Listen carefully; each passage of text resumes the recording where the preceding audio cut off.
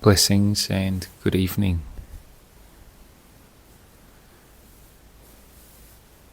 Tonight, once again, we come together to practice meditation. It's 7 o'clock Adelaide time every evening. When we get into a routine of practice, a practice schedule,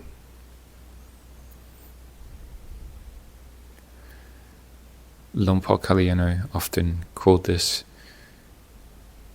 it becomes our default setting. 7 o'clock, we go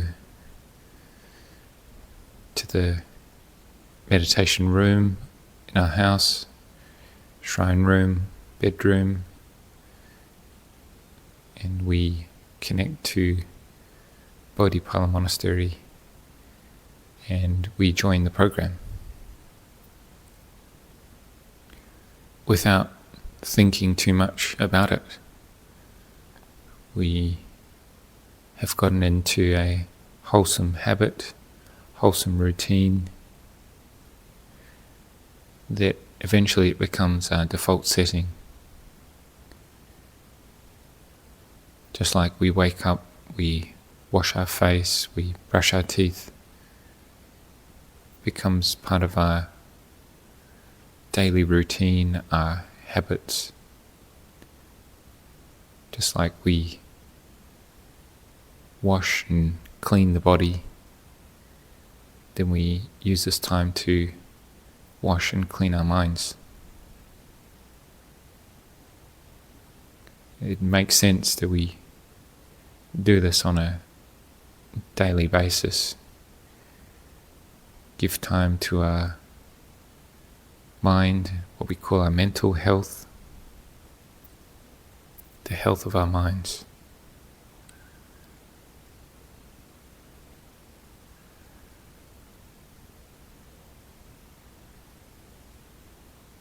When we have this default setting, then it's no longer a mental struggle to bring oneself to come to the evening program.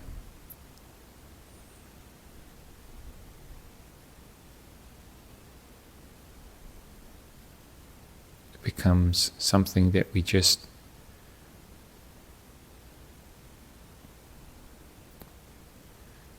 the default mode.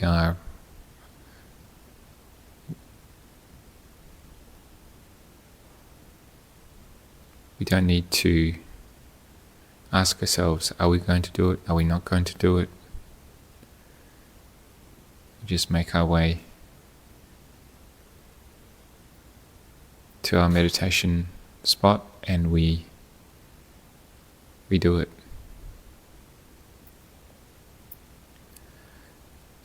Setting up very wholesome habit of routine in our day.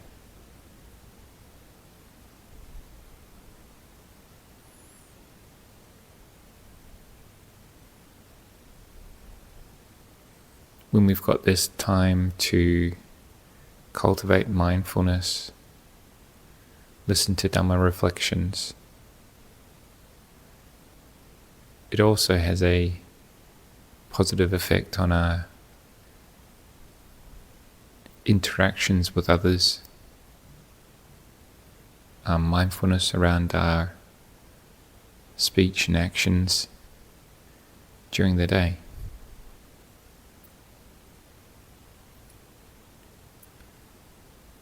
Over the past month and a half that we've been doing this each day, you might already have seen some small improvements in one's mindfulness.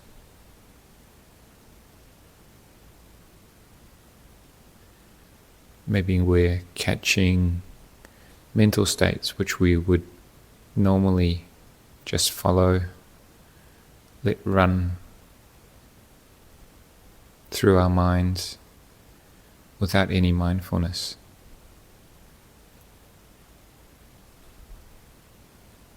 But maybe we're catching them more and making a decision not to follow that unwholesome train of thought, and maybe even proactively cultivate the opposite. Maybe you were going to say something to somebody which came from an unwholesome intention, and we noticed that and decided to restrain ourselves, and maybe by teaching ourselves say something more positive.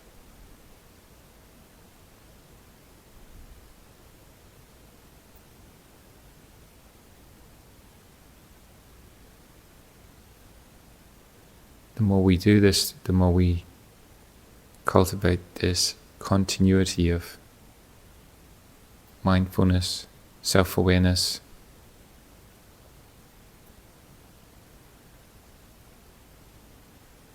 Lumpur Cha said it's like a dripping tap.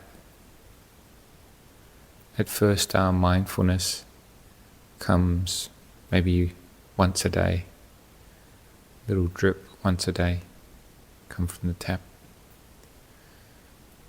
And as we put more effort into it, into recollecting the Dhamma, then the drips become a bit closer together. There's maybe 2 drips a day, and 3 drips a day, and so on, and until it becomes a constant stream, a connected stream of mindfulness.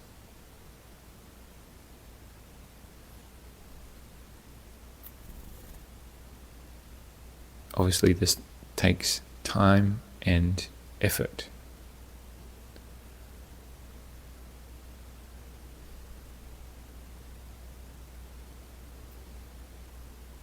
When we see small but positive changes in our lives, then this increases our enthusiasm to continue cultivating the mindfulness.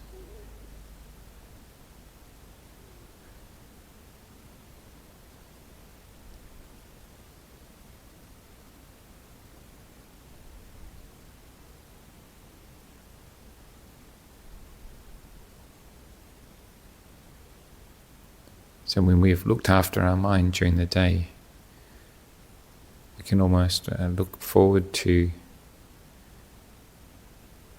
coming to the meditation and seeing how our minds are after a day of being fairly mindful. The mind might feel very light, buoyant. Maybe we have conducted ourselves in wholesome ways through body and speech and mind.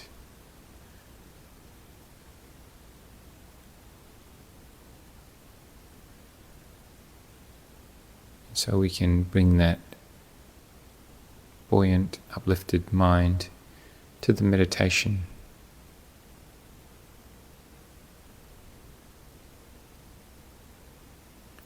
And keep going, keep cultivating this strength of mindfulness, self-awareness,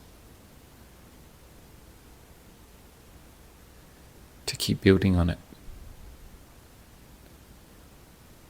So for the rest of the meditation session we can practice together, keep returning back to our meditation object,